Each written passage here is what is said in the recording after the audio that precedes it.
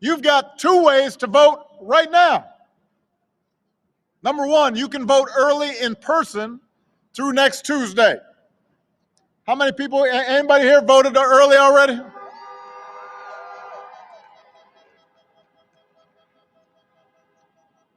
Just, if you haven't, just go to iwillvote.com/PA and find out where you can vote early. Number two, you can vote from home with a mail-in ballot. Just go to iwillvote.com/PA to request your ballot right away. And before you send it back, Pennsylvania's got this thing where you've got to use both envelopes. So you've got to read the directions carefully to make sure your vote counts. And if you've already voted, then you've got to help your friends and family make a plan to vote. Take them with you if you vote early or if you vote in person on election day, because this election requires every single one of us to do our part. And what we do these next 13 days will matter for decades to come. Now, last time I was in Philadelphia, I was at the Constitution Center. And I was delivering a speech for the Democratic National Convention this year.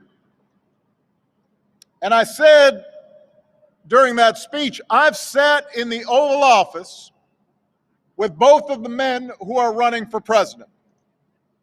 And they are very different people. I explained that I never thought Donald Trump would embrace my vision or continue my policies, but I did hope, for the sake of the country, that he might show some interest in taking the job seriously. But it hasn't happened. He hasn't shown any interest in doing the work or helping anybody but himself and his friends, or treating the presidency like a reality show that he can use to get attention. And by the way, even then his TV ratings are down. So you know that upsets him.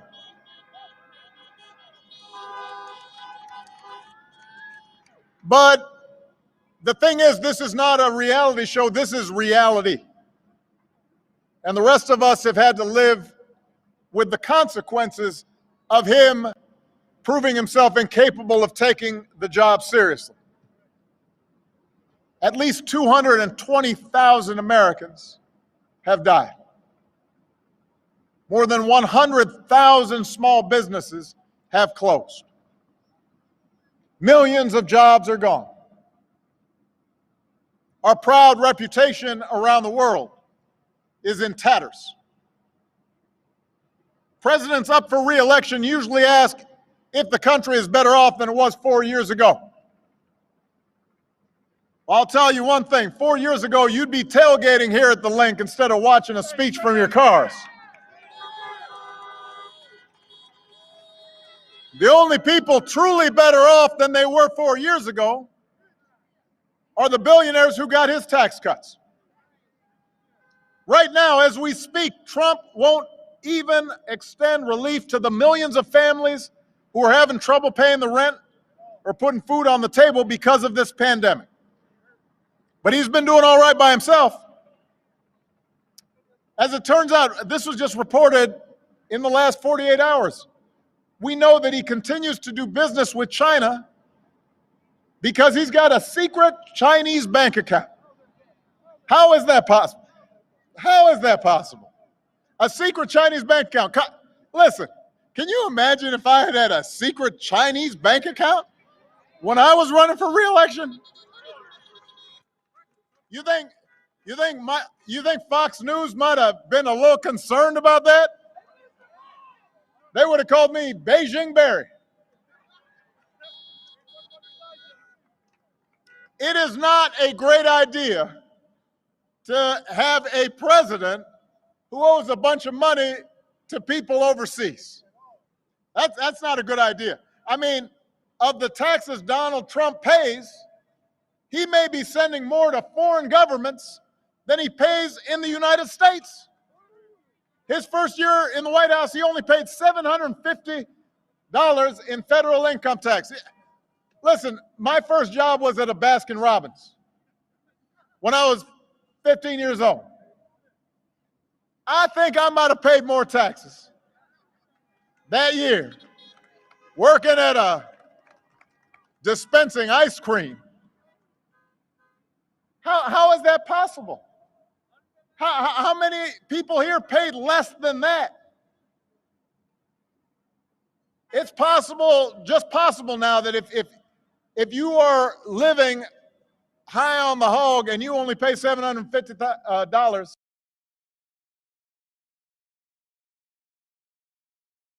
on through here in Pennsylvania.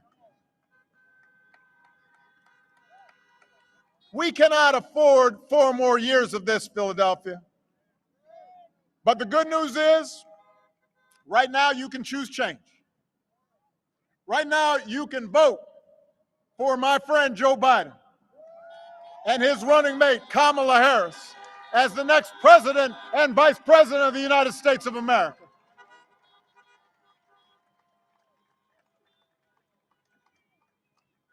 Now, Joe's no stranger to here. He's a native son, scrappy kid from Scranton.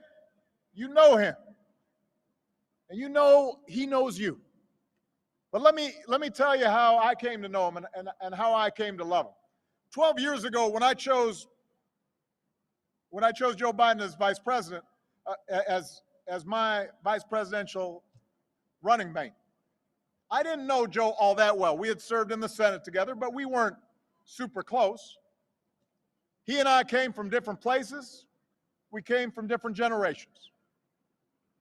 But I came to admire Joe as a man who has learned early on to treat everybody he meets with dignity and respect, living by the words his parents taught him. No one's better than you, Joe, but you're better than nobody. And that empathy, that decency, that belief that everybody counts, that's who Joe is. That's who he'll be. And I can tell you the presidency doesn't change who you are, it reveals who you are. And Joe has shown himself to be a friend of working people.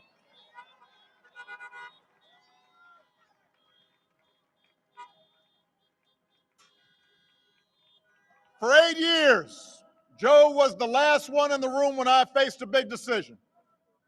He made me a better president, and he's got the character and experience to make us a better country.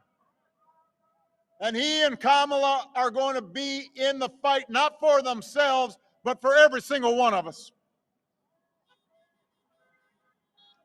Look, I get that this president wants full credit for the economy he inherited and zero blame for the pandemic that he ignored.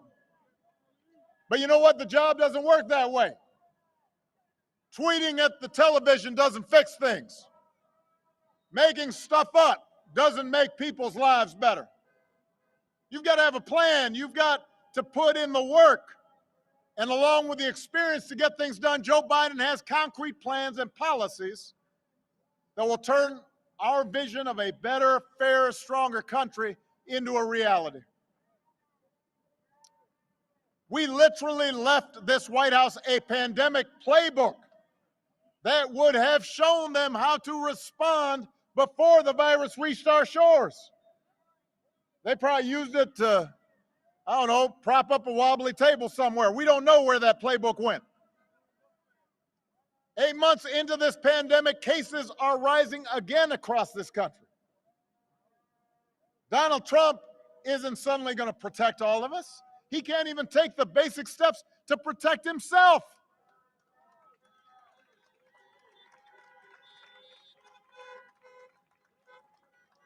Just last night, he complained up in Erie that the pandemic made him go back to work. I'm quoting here. He was upset that the pandemic's made him go back to work. If he'd actually been working the whole time, it never would have gotten this bad.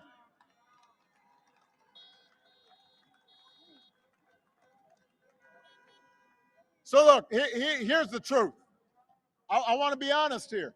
This pandemic would have been challenging for any president. But this idea that somehow this White House has done anything but completely screw this up is just not true. I'll give you a very specific example. Korea identified its first case at the same time that the United States did. At the same time. Their per capita death toll is just 1.3% of what ours is. In Canada, it's just 39% of what ours is. Other countries are still struggling with the pandemic, but they're not doing as bad as we are because they've got a government that's actually been paying attention. And that means lives lost. And that means an economy that doesn't work. And just yesterday, when asked if he'd do anything differently, Trump said, not much. Really? Not much? Nothing you can think of that could have helped some people keep their loved ones alive? So Joe's not going to screw up testing. He's not going to call scientists idiots. He's not going to host a super spreader event at the White House. Joe will get this pandemic under control with a plan to make testing free and widely available, to get a vaccine to every American cost-free, and to make sure our frontline heroes never ask other countries for the equipment they need. Well, it was nice to hear somebody actually make a speech again. Something that made sense, that wasn't on repeat about, how great they were and how they have the best ratings going and how they want to lock somebody up. Yeah. You didn't hear him. You didn't hear him take the position of a victim either, did you? Nope. No. Wonder why? Oh, because leaders don't do that. Right. I want to give Lou a minute or two to get on before we get into tomorrow. But Frank, before we go much further, I gotta tell you, I was a little disappointed today. You and me both, brother. Listen, I watched the highlights of that, and the I like to send you the stats of games on a screenshot, mm-hmm. Right? I commonly do that with you, mm-hmm. And it just highlights how crazy a game soccer is. And the funny thing is, not only did the stats show like a complete control of the game for the most part on the part of Napoli, but the highlights did too. The one thing I saw, though, was they were taking a lot of shots from outside the box that kept getting deflected. And they never really tried to, at least from the highlights, never really tried to work any plays, little ticky-tack plays to get inside. The one play they did was when they brought in Patania late, and they crossed that ball in, and he got his head on it and just about got the goal in that corner there. But other than that, they just kept shooting from top of the box, top of the 18. And you saw what they were doing, what the Dutch side was doing. They're just packing it in. Well, to put it in perspective for you,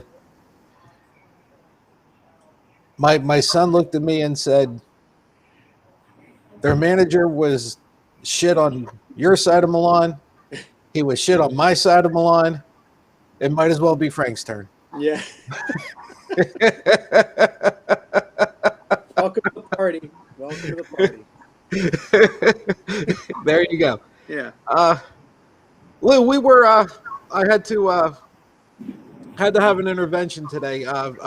Frank's side in the Europa League didn't do so well today. No. Yeah. Well, do we have to prove we have pants on first, or what? Dude, you know what? You want to pull a tube and you go right ahead. But how about tucking a shirt in? I got to tuck a shirt in. I'll leave my shirt untucked. I'll leave it untucked. How about that?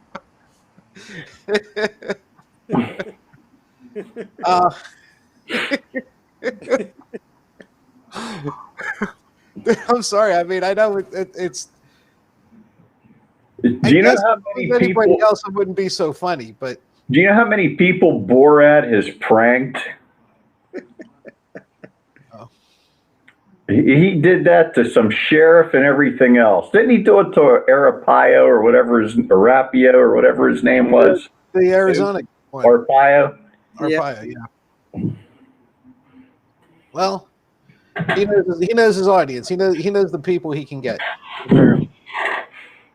Can you imagine Rudy Giuliani though, like actually thinking that this girl, it's like, you know, I don't care if you think she's a teenager, a 20-something-year-old, whatever you think, that she would actually be interested in you, dude? Like that's the mystery there. It's like he was all eating it up too. He thought he was the man. Narcissism, ego, Yeah. Drugs. There was a comedy skit. It wasn't a skit, but it was a bunch of comedians together, and they were talking about, you know, their days doing movies and stuff like that, and different comedy routines and winners. And what's his name? Oh, Robert. Who used to do I Can't Stop My Leg? You remember that guy? I Can't Stop My Leg. Robert. Klein. Robert Klein. That's it. Yeah, you got it. So Robert Klein was talking about he did a movie with J-Lo. Do you remember that movie he did with J-Lo back maybe 10, 15 years ago? No, like, I don't. But I know so he did one with her. He's like, I was so excited. I used to get on the set and I would like be showered and wearing cologne. He's like, I used to think like, here I am with this hot, you know, J-Lo, man, I might have a chance. He's like, and then I started thinking to myself, he's like, what are you thinking, man? You're 60 years old. What'd she want? The free dinner with the AARP card? He's like,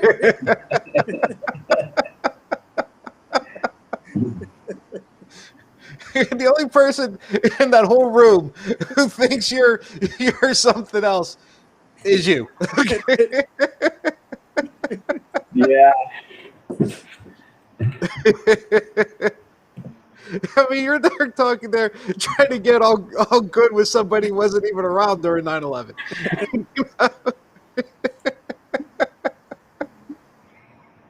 Oh my God. I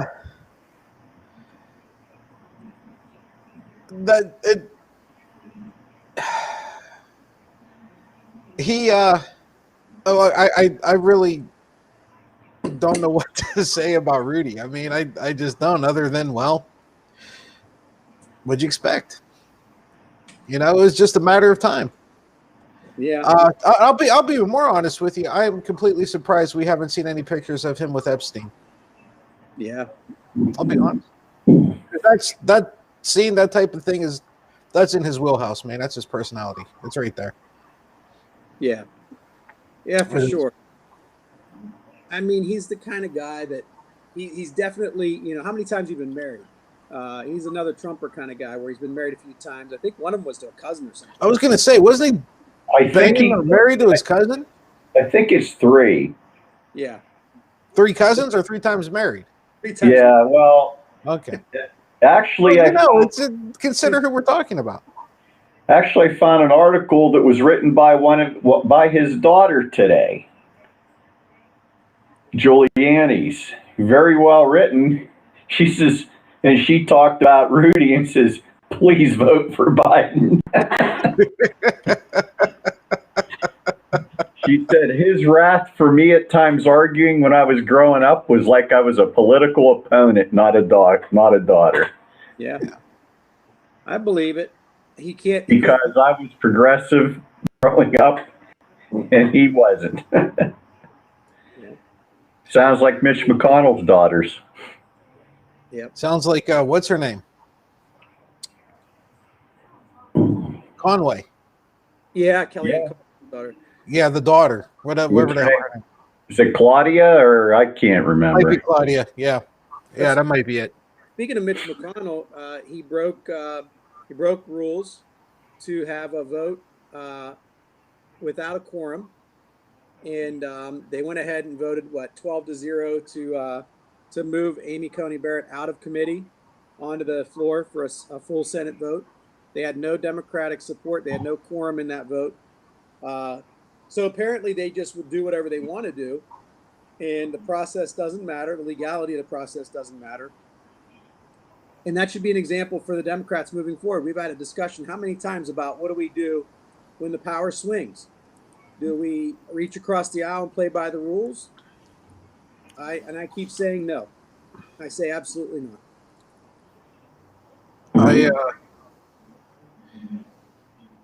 I always my definition of rules are things that have to be or can be or should be, use any terminology like, be enforced.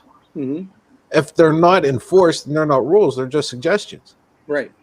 Okay, you got a speed limit of 35 miles per hour, and you're blowing through it at 80 miles an hour every day, and you got the police standing on the side, sitting on the side of the road, watching you do it, and they're not enforcing that.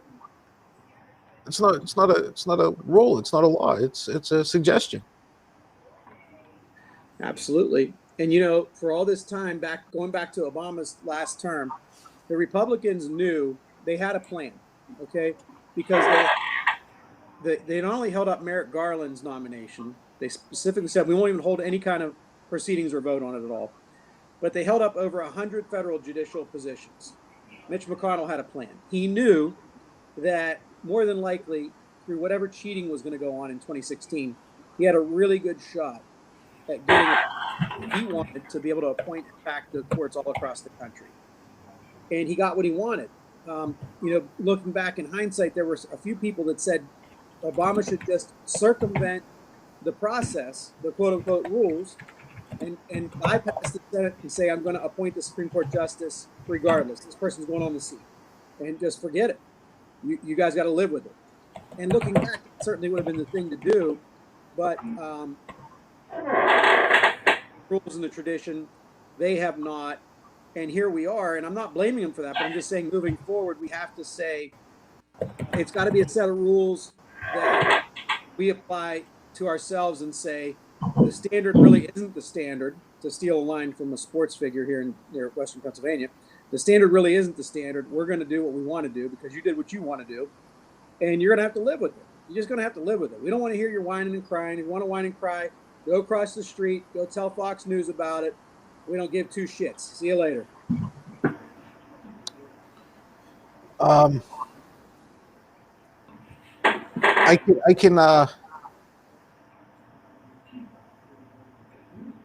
I can only play by the rules that we agree upon, right? And how many times have I said, and I've even said here on this show, and both of you have heard me say it, when in private, it comes down to two choices: do you want to be right or do you want to win? Right.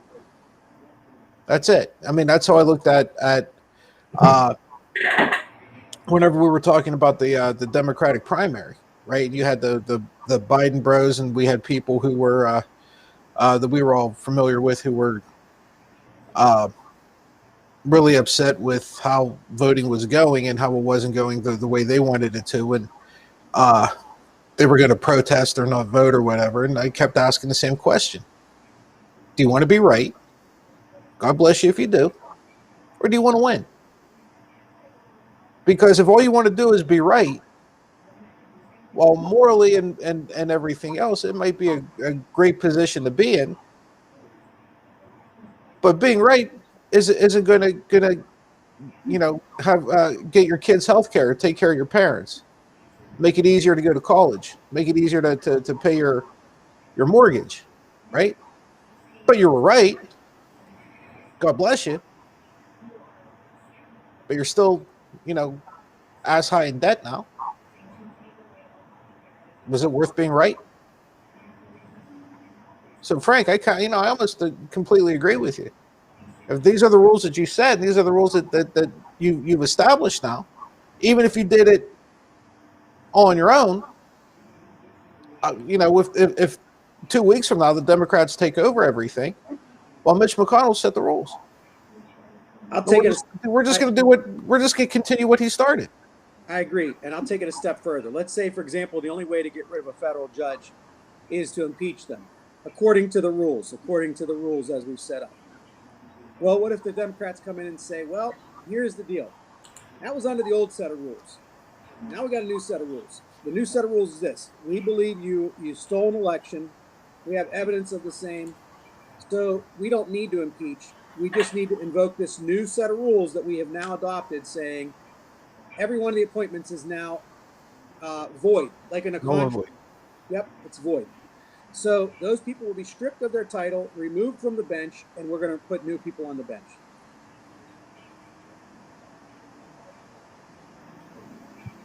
Lou, you're in the dark, buddy. Sun's going down. There it is. There we go. What do you think? You know what? I agree. It's just that, you do realize that Biden really, you think about it, he's what? Centrist to center left. Yeah. He's never been an extremist. And, Trump's portraying a picture of him as radical. He never has been. No. Since he's been in government. And you know what? It could be a battle within the Democratic Party. Everything is. Good. Yeah. And I was just thinking here, going back, you wonder why everything's so fucked up. You realize since 1980, the Democrats have only controlled all three branches of government from, say, 8 to 10, 9 to 11, 2008, 2010, those elections. Mm-hmm. 92, was it 92 to 94, or was it 92 to 96? No, about 94, I think. I think it was 94. Yeah, because So it's only 4 years then. Yeah. And all you people out there wondering why things are so screwed up with the judiciary and lost wages, benefits, skyrocketing healthcare and costs, who do you think's had control of the purse strings? Let's start with how about the deficit? National debt. What was it when Reagan came in? About 80 million. Wasn't big. No, it wasn't much. What is it now? And 21.2 trillion? We'll say 81 billion, we'll say. Do you realize Republicans are responsible for crashing economies and everything they've given back to the rich for about 85, 86% of that total? Yeah. And all of a sudden, if they control all three branches next year, all of a sudden it's going to be austerity again. Oh, sure. Without a doubt. Luckily, I don't see that happen. I would ram through a $500 billion infrastructure bill to start.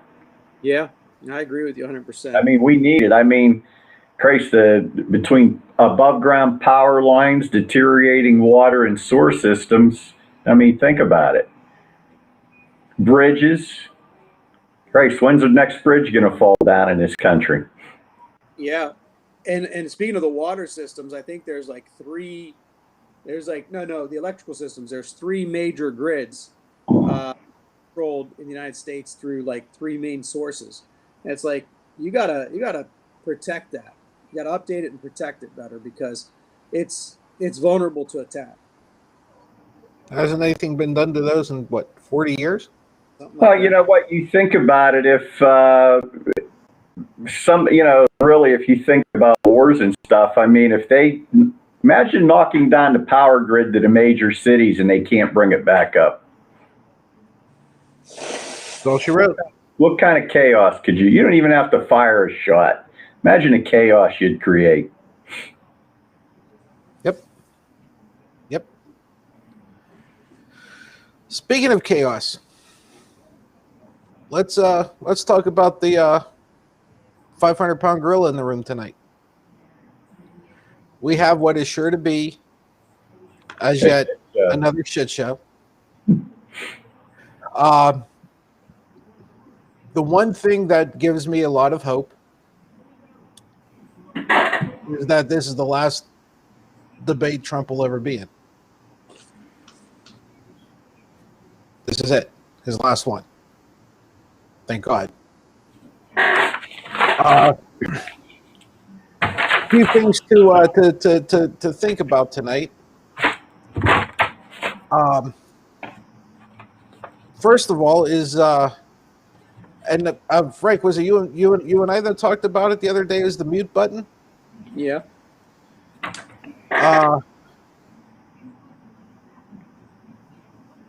we still don't know how this thing's going to work, other than the initial 2 minutes where both, the opposite candidate is muted.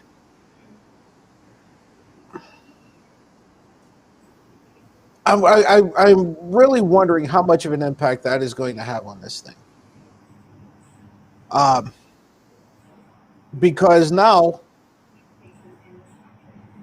I'll just go on the attack of my opponent if I got nothing, if I can't talk over them, if I can't get them to answer a question, and almost force them to answer my attack instead of answering the question that the moderator is going to give them. It's almost as good as just being able to talk over somebody. I mean, Frank, you argue for a living. How would you handle it? I mean, you have to just don't get sucked into where they want you to go, right? You have to say the questions that he poses, or the things that, meaning Trump, that he's going to want to talk about, are going to lead you into the woods. They're going to lead you into places that you don't want to go. So you essentially ignore them, act as if you never heard them. You continue to respond to the moderator, and if the moderator poses a question that's similar to Trump's question, certainly you answer it. But you don't answer it when Trump asks the question. You just basically act like you didn't hear him, and just move on to something else. Because if you start talking, eventually the point is lost into the air. It's like by the time that the moderator gets back to asking the next question on the list, people start to forget what Trump asked and whether you answered it or not. So you just move on. With judges asking you a question that's a difficult question in a particular hearing, what you don't want to do in that situation, because remember, Trump's not the judge. The judge is the American people. Okay, but if you're in front of a judge that asks a question, you can't ignore it and start talking about something else. You have to acknowledge it and say, Your Honor, I respect that question. And respectfully, if you know that it's something that doesn't help your case, you might say, I respect the question. Here's why that question is not relevant to this particular case, the facts of this case, and I'm going to explain to you why, and then you take it in the direction you want to take it. But in this situation, because Trump is not the judge, you just ignore it completely. That's what you do. Lou, the only problem with this whole thing is, even though Biden, or we won't be able to hear Trump whenever he's muted, he's 8 feet away from Biden. He's still going to be able to hear him. Is Biden going to put any plexiglass up? That ain't going to help muffle it much, though.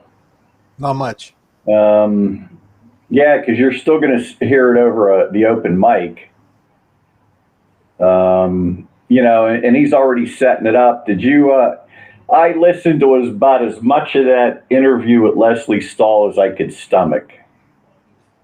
But talk about evasive. The one thing I think they're going to make a commercial out of, did you catch when he said, I hope they get rid of Obamacare altogether? I'll be honest, I only sent it out. I really didn't. I couldn't. I couldn't. It's going to be too much. It's going to be too much tonight. Yeah, I listened to about 20 minutes of it. Yeah. And I just tend to think he's going to bring up a lot of garbage, yelling over the mic about Antifa. I think he's going to be a piece of shit with Hunter Biden, with both addiction and accusing him of Burisma or whatever else. And Joe, you know what? And that's a touchy subject. I feel bad for Biden on that, because he's going to have to keep his cool on it. You know what? Somebody could attack you. If somebody attacked Nick, what would you do? You're ready to gut him. Yeah. And Frank, here's the thing. They've already pretty much, told the world that they're going to go after Hunter Biden hard. Yeah. And one of the things they're going to go after is the supposed pedophile shit that's on this supposed hard drive, and I keep saying supposed because we're taking everybody's word for it.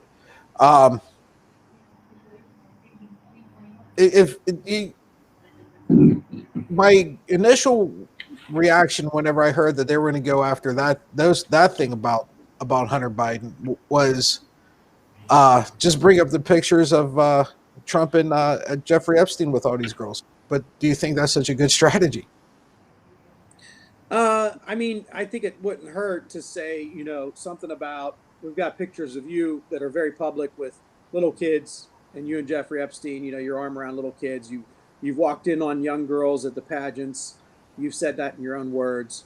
You know, there's nothing. There's absolutely zero shred of proof that anything about my son that you're alleging is accurate or true. Meanwhile, we've got all this public information about you.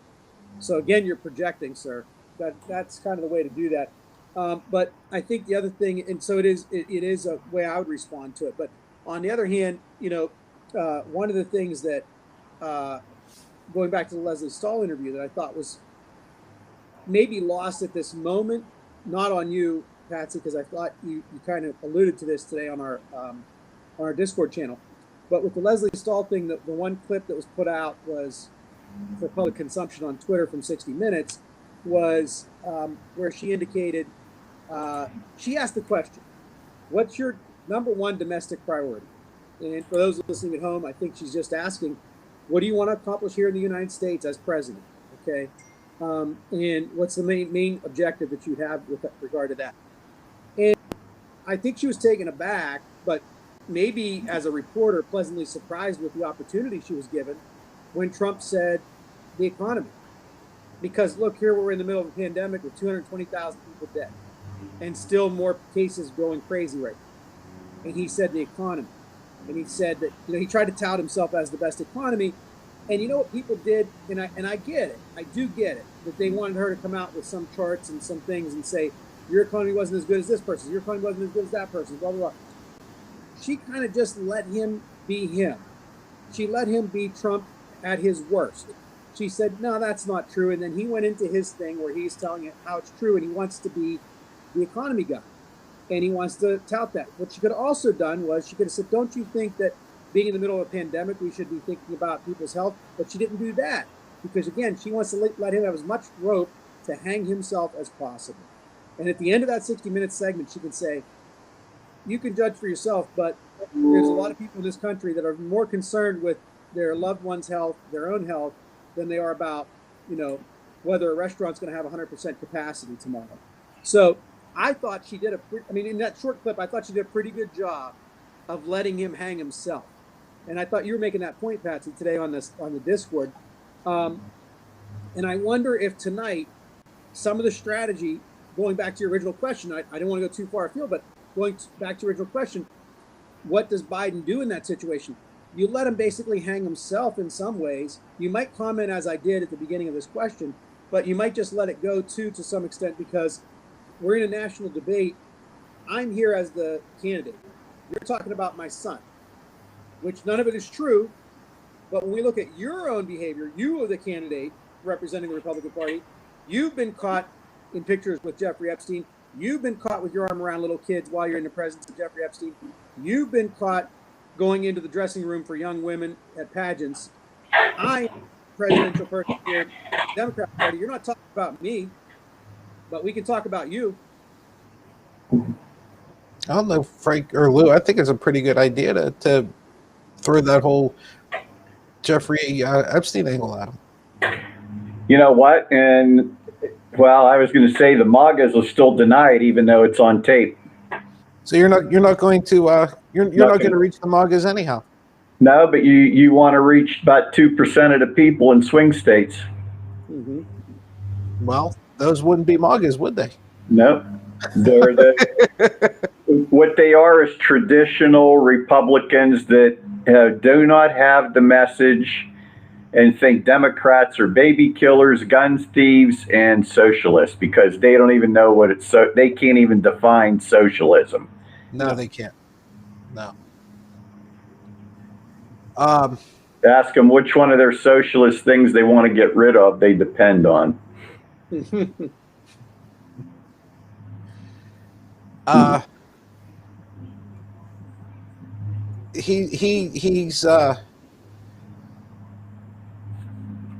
going to throw everything but the proverbial kitchen sink at Biden tonight. I'm almost feeling like Biden just kind of has to pretty much tread water for 60 minutes or however how long this debate is. Make a point here or there, right? And let him talk himself underwater. Because, like you said, the only people who are going to care now are the MAGAs. They're the only people that are going to look at what he's doing and give him the rah-rah and the thumbs up and ooh, look at what our guy did. Right now, the majority of the people want nothing to do with him, don't like him, don't want him in there, and that marginal group, if there is any, and I think I'm being very naive saying it's as high as 1%. The best he's going to be able to do if he acts like that is going to be a split. Doesn't really help much, does it? I mean, I'm still trying to figure out what kind of strategy he could possibly have other than just answering a question. Because the last one was a disaster for him. I mean, their October surprises come every 15 minutes, so they have no impact at all. I mean, look what they did with emails or did you see those emails last night Rachel was showing? You guys know how I am with MSNBC. So. Well, from, the FBI director, Ray, said one thing and that other clown said another, Mm-hmm. So I'm sure Fox News spun that all day today, defending. Oh, there's no doubt they did. There's no doubt they did. I mean, the FBI director last night could have gone on national television and told the world Russia not only is hoping Trump wins, here's how they're doing it, and Fox still would have denied it. They could have held up screenshots and said, this is them, this is what they're doing, this is how they're doing it, and Fox still would have said, believe us, not your lying eyes. So, if we look at where this thing's heading and the impact, okay, that could possibly come from tonight, and I want to throw this up here for you guys real quick, and for everybody else. Some of this was updated as early as a couple hours ago. Okay, so I'm curious to get your thoughts on this. First of all, I love the fact that they're doing pink. I don't know why, but whatever. The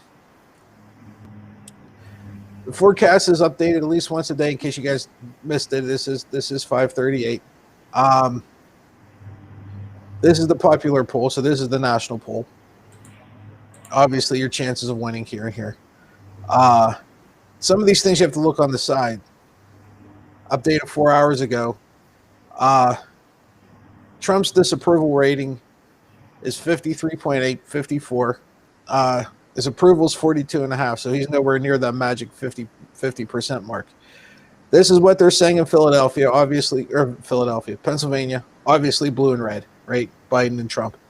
I guess technically it is starting to get a little closer. I mean, mathematically it is. In reality, probably not so much. Okay. Here's Florida. Here's where it starts getting fun. Here's Iowa. Now, don't forget, it took me a second because now it's Trump on top. Okay, I'm Biden at the bottom. So this is damn close. Look at Georgia.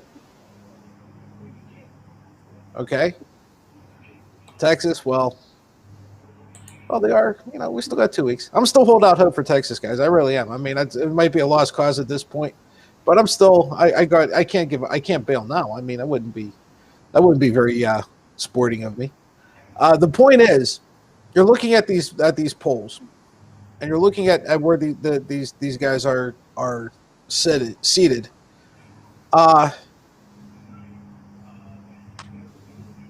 You're gonna have to do a whole lot to change that. Okay, to change that dynamic there. I don't think one debate is going to do that, is going to change that either way. So I guess my biggest question is, why even have it? But why even do this? Lou? You know what? I've gone back and forth with that. At this point, I think it only helps Biden, but it could hurt Biden, I guess. Um, I mean, what's he going to eat if he stands there and lets Trump self-destruct? Trump's going to become combative with what's her name? Kristen Welker. Okay. That's going to happen. Maybe the debate's there just to reinforce what a misogynist prick he is. He released the Leslie Stahl thing. I mean, think about that. And then he's already bitching she's worse than Leslie Stahl. So what's he going to do tonight with her? This is how you going to win over suburban women being an asshole? I guess I got to throw that at Frank. I'm not implying anything. Just don't know. I don't know either. I think, I wonder, I will say this. There are people that we know anecdotally that are, around our area, which is kind of it's a skewed area. Of course, we have an area that's Trump land, so to speak. But there are women around here that, and I'll tell you, it's a weird dynamic. It's a very weird dynamic. I'll say a lot of times when I've gone to trial, women judge women more harshly. We saw that with Hillary. They sometimes cheer on this idea. I mean, look back to the confirmation hearings of Brett Kavanaugh. Do you remember the women that they had in that focus group that were just so upset that they couldn't imagine their son going through something like poor Brett Kavanaugh was going through with the grilling that he's taking for, his youth, and how their kids, they could see their boys someday going through that kind of grilling for no good reason. So listen, there's some strange people out there. There's really some strange people out there that, in a very skewed way, they think that, the man should be above questioning. He should be allowed to do what he wants to do. Look at Amy Coney Barrett. She's going to reach the highest court in the land. I mean, it's a foregone conclusion. And she has some really weird beliefs about what the man's role is and what the woman's role is. So he's banking on those women. He's banking on women that are in the suburbs that think like that think their safety is at issue. There are women out there that put on Facebook right now, what's going to happen when these mobs come to your town? What's going to happen when the mobs come down our neighborhood if we defund the police? So he thinks he's going to reach them. And apparently he has been reaching them to some extent. Not everywhere, but in some instances he has.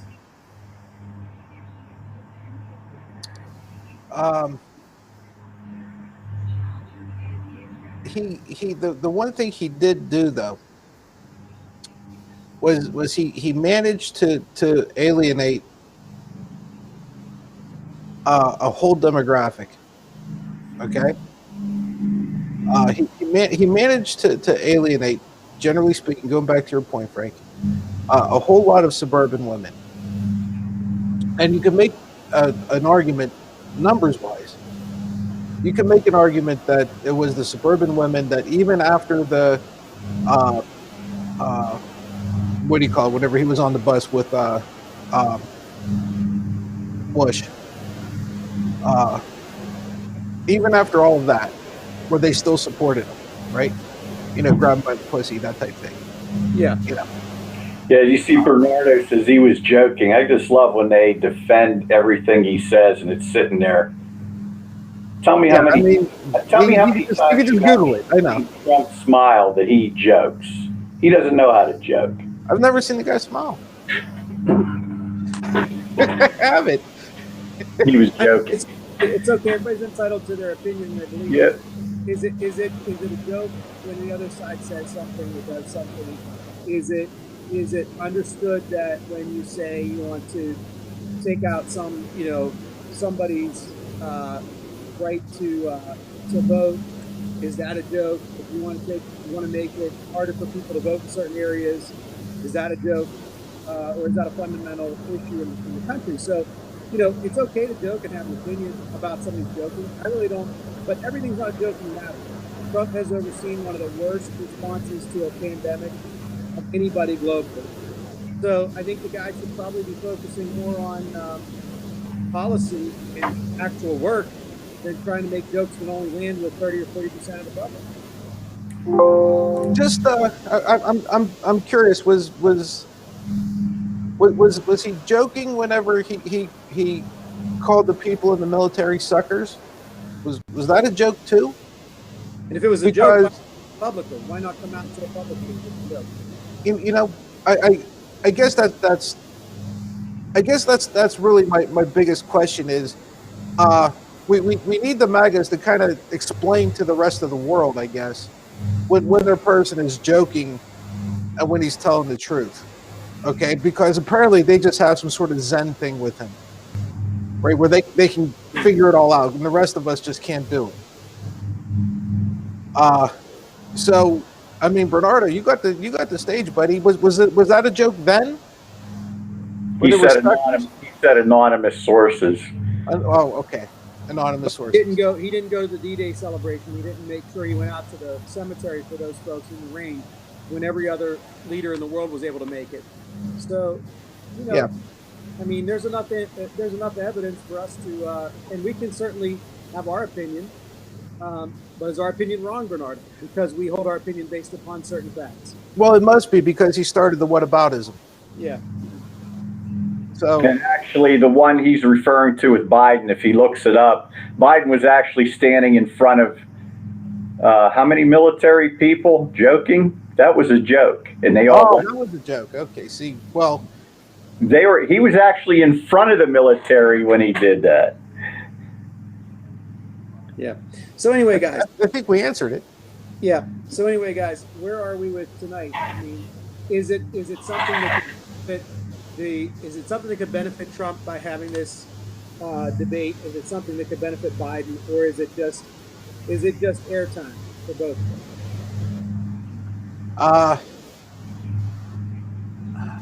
I don't see where it helps anybody. I'll be honest. I don't see how this debate does anything to move the needle. I mean, obviously, numbers are going to change after this, right? People are going to, but it's not going to be enough to make any kind of difference. We showed the stats. We showed the graphs. I don't think it moved last time, did it? One way or the other. I want to say it was a point, maybe a half a point. He's spitting out the old Fox News stuff. Bernardo must make $400,000 a year. Son of a bitch, he's rich. Dude, you know what? You might want to float us alone. Can we apply for a job with you? Yeah, because you can do $400,000 a year.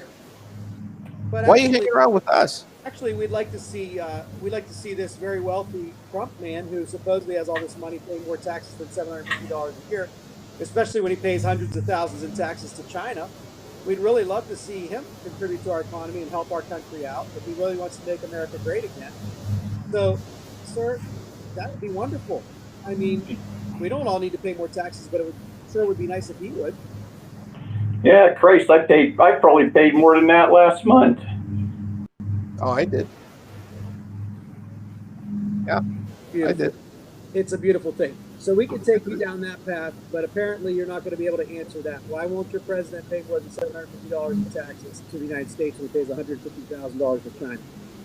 But in any event, we can smash you all day if you'd like it, or we can just move on with more relevant topics. Yeah, move on.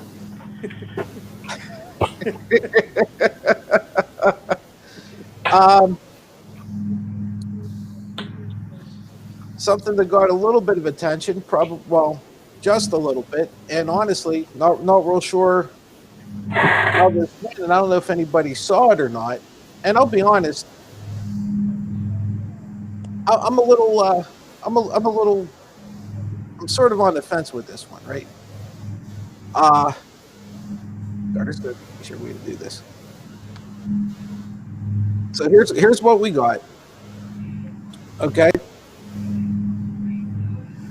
Uh, the rundown of it is two knuckleheads dressed as armed security guards outside a Pinellas County early voting location. Well, I don't know why they were there. But what had happened was the sheriff, basically, they were reported. Okay. And they kind of insinuated that they were hired by the Trump campaign. I kind of have a problem with the insinuation, to be honest. Either you were or you weren't. You know what I mean? Don't try to. The campaign flat out denies it and says they were not hired by the campaign. And I don't know what to make of it, but I will be honest. I kind of believe the campaign. Now, I think they were influenced on a few things. I'm not going to let them off the hook that easy. But I'm not so sure that, I mean, for them to be hired, Frank, they would actually have to come out and actually contact them and hire them and say, this is what we want you to do. What do you think the odds are of that actually happening?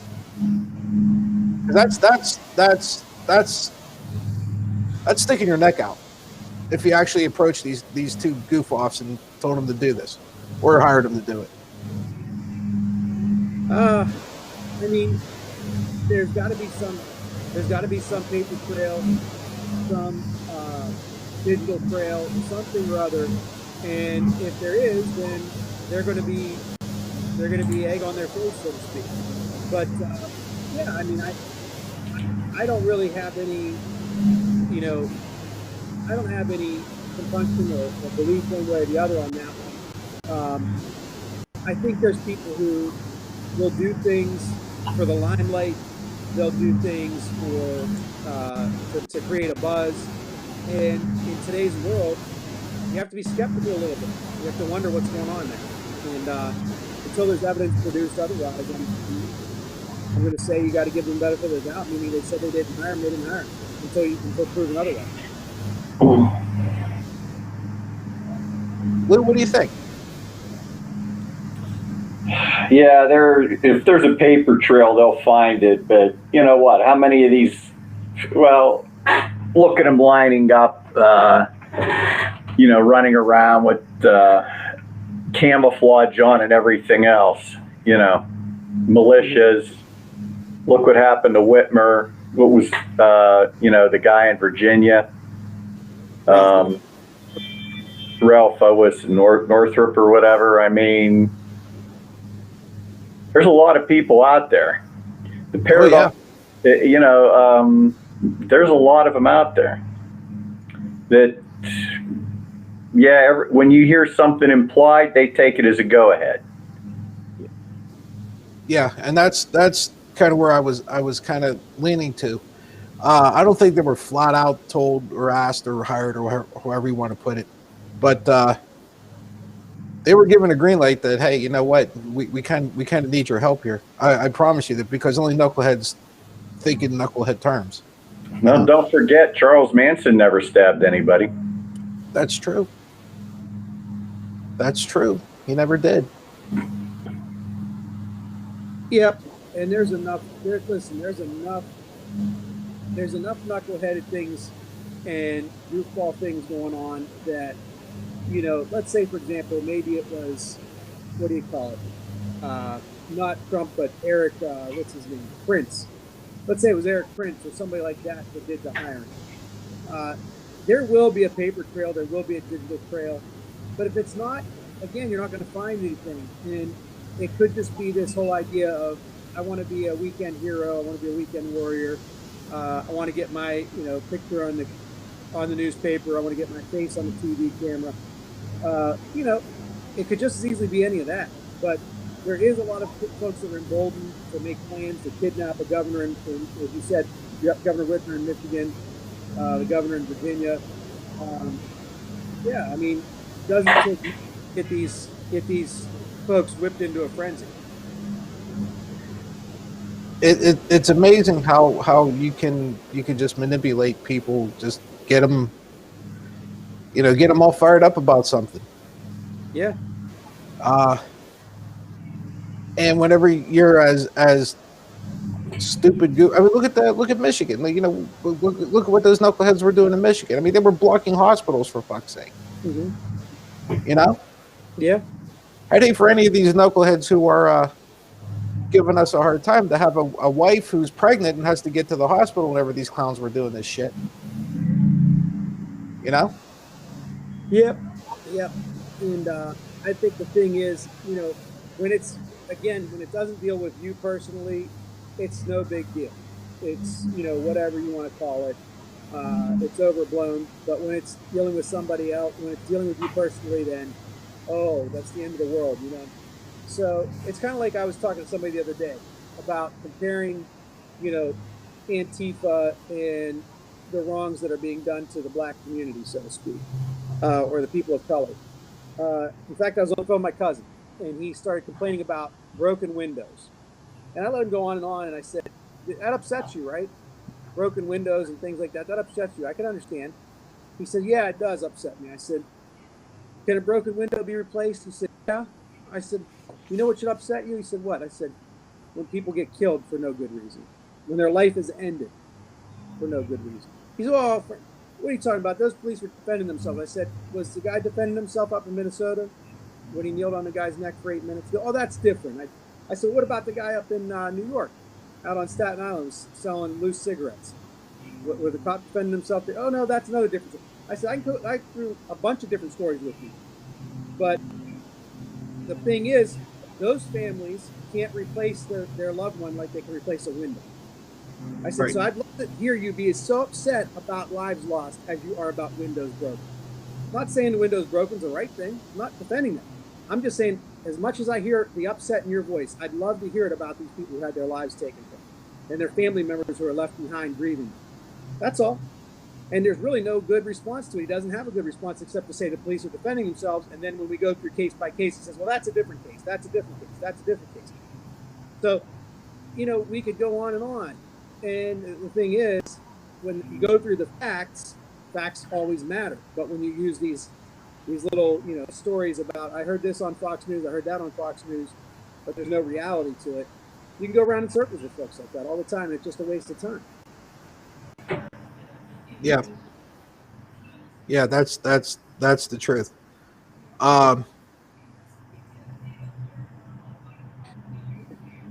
You saw. I guess I triggered somebody with that one, didn't I? I got him real triggered. Is he Yeah. Is he getting fired up? Is he getting upset? Is he well, we're still doing the whataboutisms. Yeah, listen. And is he gonna start crying those conservative tears, those MAGA tears? Well, he's crying. He's gonna blow his head up. Guys, just let me show the world this one, okay? Either of you guys want to tell this knucklehead what I do for a living? Any of you? Train the police. Patsy trains police officers in hand-to-hand restraint. Yeah. So go back to Fox Entertainment, dude, because you're way out of your league. Just repeating every Fox point there is. You're way out. Go away. So he mentioned the Antifa. You know what? Let me tell him. My uncle was Antifa. He got shot at the Battle of the Bulge by Nazi fascists. The same ones that you're supporting now. Yeah. No, you didn't ask. We're giving this to you for free. We're giving you this one. He was coming across. Trigger so easily, David. They're hysterical. Yeah, my uncle actually took 250 caliber bullets from a Panzer tank and survived. He was in a tank. He was in a Sherman tank. What was it? 1944 Christmas, Battle of the Bulge. He was a Patton's 9th Armored Division. Fighting fascists, meaning he was anti-fascist. Fighting fascists. Antifa. Well, there's the true definition of anything, and then there's the Fox Entertainment definition of things. Sometimes they don't work. You know, you hope to meet some of these people halfway, you know, but you're hoping at best. We briefly touched on the 60 minutes thing, and you know we're quickly running out of time, so I want to cover that probably in our last segment here. Was it yesterday we said, you know, if this shithead decides to release the unaired or the uncut or the whatever version, all that kind of does is make you want to see the whole thing now. We have it up on the Frank and Patsy podcast Facebook site, so you guys can go up and watch it if you'd like. It's right there for everybody to see. You know, it's probably at the top or second to the top by now. There were probably a couple of posts after that, but it's literally the only thing that has a picture of Trump on the pod website, so you can't miss it. So I'll ask both of you again. Does it make you, whenever they do these things, because there's more after that, right? If there's more than just his portion. There's the Biden portion. There's obviously other stories that 60 Minutes covers. Does that make you want to sit there and say, well, I saw it, I'm done, I'm not going to look at it anymore? Or does it make you want to say, you know what, I want to see how this plays out. I want to see how they edit it. I want to see what they do with Biden and whatnot. To me, all that is a teaser that kind of, you know, makes you want to sit down in front of the TV on Sunday night and watch 60 Minutes. Luke? Yeah, you know, they edit those into what, about 15 minutes? 15, something like that. Something like that. 12 to 15, say, the pertinent. Does it make you want to watch it?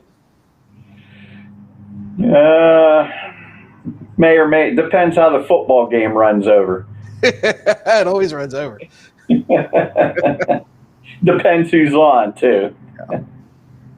Well, if the Raiders are on, I'm not watching it. I mean, I got priorities. You got priorities. So definitely on this week. I don't know what time slot they've got. Yeah. But saying you can, right? Because you could always watch it on YouTube later or something like that. Again, is it like what your appetite? No, not really. When I watched pretty much the whole thing today. Frank, what about you? You know, I will say it's probably been a couple of years since I've actually sat down and watched a 60 Minutes episode all the way through. I'm mildly interested to watch this one because I do want to see the folks on 60 Minutes say about him walking out. And I want to see what they say about him releasing. You know, they're going to speak to this about him releasing the version he released and how the interview went down. So, you know, there's always two sides of the story. Like I said, I'm willing to listen to the other side. Earlier, we talked about the campaign saying they didn't hire those folks. I'm willing to listen to both sides of this and see what they say. And I think the only way to hear that really is to watch. So I'm mildly interested, and I probably will watch. Yeah, I would think that, well, tonight notwithstanding, because tonight's gonna be pathetic, but I would think that people, like I said, and even if we're being very naive and saying that it's 1% who are undecided, after seeing that part, I would think people are going to want to tune in to see the rest of it. I agree. I think they would. I want to see it just because I want to see how the production is, just to see what, you know, like you said, Frank, how is CBS going to address this now? Because as far as I know, they only put out a tweet saying, well, we still plan on showing the entire thing or something like that. That's all it said so far, from what I saw. I may be wrong. I don't know. I think it's going to draw eyes. I think it's going to push people to watch it. I'm curious to see what the ratings are. I am. I'd love to see it go through the roof because, oh my God, that'll just make Trump cry more. I mean, it's funny because it's following the last debate, there will be some water underneath the bridge tonight. There's a little bit of the air out of it. I mean, Lou gave his truthful answer. There's a little bit of air out of this balloon, so to speak, because he's gotten to watch the whole interview already. But, there's going to be that element, and that's a fact. I mean, you can't change the fact that there's two big things that have already happened by the time that airs on Sunday. Yeah. Well, guys, what do you think? Yeah, it's about time. I'll say this. One thing I will say just real quick. I've been reading about people downing the NBA and other sports maybe that have been taking the agenda of Black Lives Matter or other agendas in the social sphere, and saying that we're going to try to take up social issues, so to speak. And they blame that for the NBA having bad ratings. Did you know that the first game of the World Series, the very first game of the World Series between the Braves and the Tampa Bay Rays, I'm sorry, the Dodgers and the Tampa Bay Rays. And the Dodgers are out of LA, which is the second biggest TV market in the country, right? Mm-hmm. The second biggest TV market in the country. Game 1 was the lowest rated ever in the history of televised baseball games. The lowest rated World Series game ever. So sports viewing is down across the board. It doesn't matter because they're not taking up social issues like the NBA did, or even the NFL has done. It's just that sports viewing is down, period, across the board. So I just wanted to just throw that out there for no particular reason. But the fact is, it's a fact. Yeah. Facts are stubborn things, aren't they? Yeah, they're so pesky. Yeah, it's actually been declining for a number of years. People are having especially baseball. For the young kids, it's too slow of a sport, really. Yeah. But there's a reason that NBCSN their ratings are going up, and ESPN now has 2 leagues. Yeah. Just saying.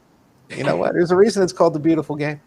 There's a reason why they're buying the rights to broadcast them. The reason they're going to start charging you for it now. Yeah. Well, everybody, thank you so very much. Bernardo, thank you very much for joining us and putting your 2 cents in, or listening to our 2 cents. Thank you very much. You made it rather colorful and enjoyable. We do appreciate it. So you always have to forum. Yeah. So thank you. I wish I had a zinger to end this one with today. Lou, can you help me out, or are we just gonna say go away? I can't think of anything. My countertops are coming in Monday. How's that? There you go. Well, see, it's a plus. It's something positive. There you go. Right. We'll take it. It's better than nothing. Better than. Just make sure you untuck your shirt or something before you put them in. Don't lay. I'm gonna have to try that laying on the bed, tucking the shirt in thing. See how it works. See how it works for you, huh? Your wife walks in and says, "I was just tucking my shirt in, honey." Yeah, that's all. Well, you know what? Laying on the bed doing that or being in a Zoom meeting, I guess. I don't know. I still have my pants on. Yeah. Well, see, you're either ahead of the game or you're doing it wrong. I don't know. I don't know. I have no idea. All right, everybody. Thank you very much for joining us. We truly appreciate it. We will be back tomorrow, same bad time, same bad channel. We go to talk about what that shit show we're going to watch here pretty soon. We might need some group therapy for when it's all said and done. Until then, however, goodbye, good luck, and God bless. We'll see you guys tomorrow.